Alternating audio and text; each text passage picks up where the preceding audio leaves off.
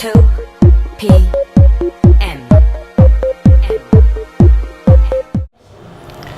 Sahabat Excellent, kembali lagi kita pada program Excellent Covered Influence.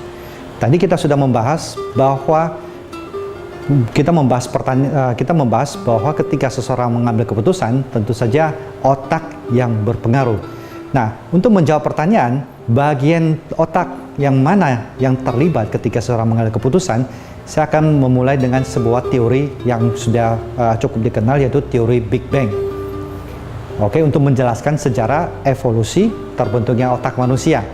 Nah, menurut teori Big Bang, alam semesta itu terbentuk kira-kira 14 miliar tahun yang lalu. Dan pada saat itu, tata surya dan bumi itu masih belum ada. Nah, kira-kira tata surya itu terbentuk sekitar 5 miliar tahun yang lalu. Nah, ketika bumi baru terbentuk, masih belum ada kehidupan. Kehidupan pertama itu adanya di air, dan itu terbentuknya kira-kira 4 miliar tahun yang lalu. Oke, nah kemudian seiring dengan berjalannya evolusi, secara perlahan kehidupan yang ada di dalam air mulai berpindah ke daratan. Dan kira-kira 500 juta tahun yang lalu muncullah hewan bertulang belakang yang pertama. Karena sebelumnya bentuk kehidupan yang ada itu masih primitif, yaitu berbentuk sel hewan bersel satu, ganggang, protozoa, dan lain-lain. Jadi barulah kira-kira 500 juta tahun yang lalu muncullah hewan bertulang belakang pertama dan sudah memiliki otak. Oke. Nah, kemudian kira-kira 300 juta tahun yang lalu muncullah hewan reptil yang pertama dengan otak yang kita sebut dengan otak reptil. Kemudian kira-kira 200 juta tahun yang lalu barulah muncul hewan mamalia yang pertama yang dengan ditambahkan dengan bagian otak yang lebih kompleks, yaitu kadang kita sebut dengan otak tengah atau otak mamalia.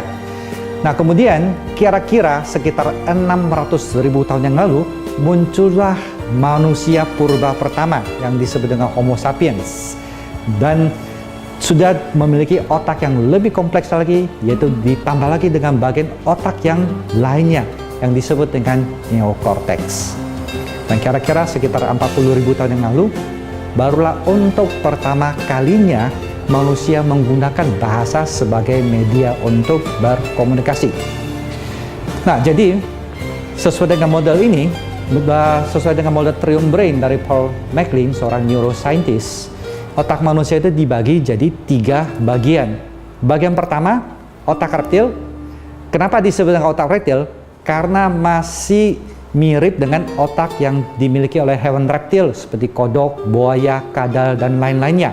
Dan fungsinya itu sangat primitif, sangat sederhana, itu hanya fungsi insting untuk bertahan hidup yang saya sebut dengan 5F. Yang pertama, kalau terancam bahaya dia harus fight, dia harus melawan. Kalau tidak cukup untuk melawan, tidak cukup kuat untuk melawan, dia harus melarikan diri. Oke, flight. Kemudian kalau seandainya tidak bisa melawan atau tidak bisa melarikan diri, maka ada pilihan yang ketiga, yaitu freeze, berpura-pura mati. Nah, kemudian yang F yang keempat adalah food, yaitu harus mencari makan. Kemudian F yang kelima adalah insting untuk berkembang biak. Oke. Nah, itu adalah fungsi otak reptil yang masih dimiliki oleh setiap manusia sebagai sisa dari evolusi. Nah, kemudian bagian otak yang kedua disebut dengan otak mamalia atau kadang juga disebut dengan otak tengah. Otak tengah itu merupakan tempatnya emosi. Sehingga kalau Anda perhatikan, kadal masih tidak memiliki emosi. Tapi kalau hewan mamalia seperti anjing, kambing, mereka itu sudah memiliki emosi. Contohnya saja, kalau seandainya Anda menendang seekor anjing, apa yang terjadi? Besoknya ketika Anda bertemu, anjing tersebut akan ingat bahwa Anda pernah menyakiti mereka.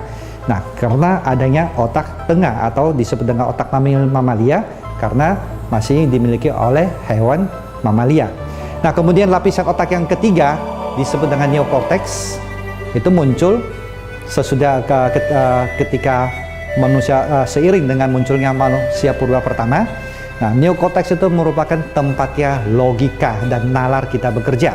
Dan inilah membedakan, neokortex inilah membedakan manusia dengan hewan mamalia dan ini membedakan manusia dengan hewan reptil yang lainnya, yaitu kemampuan untuk berpikir secara kritis dan menganalisa.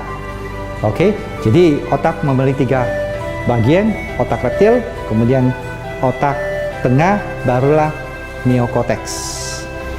Kemudian para neuroscience melakukan penelitian lebih lanjut berbekal dengan teknologi CT scan. Para neuroscientist itu meminta sukarelawan untuk mengambil keputusan.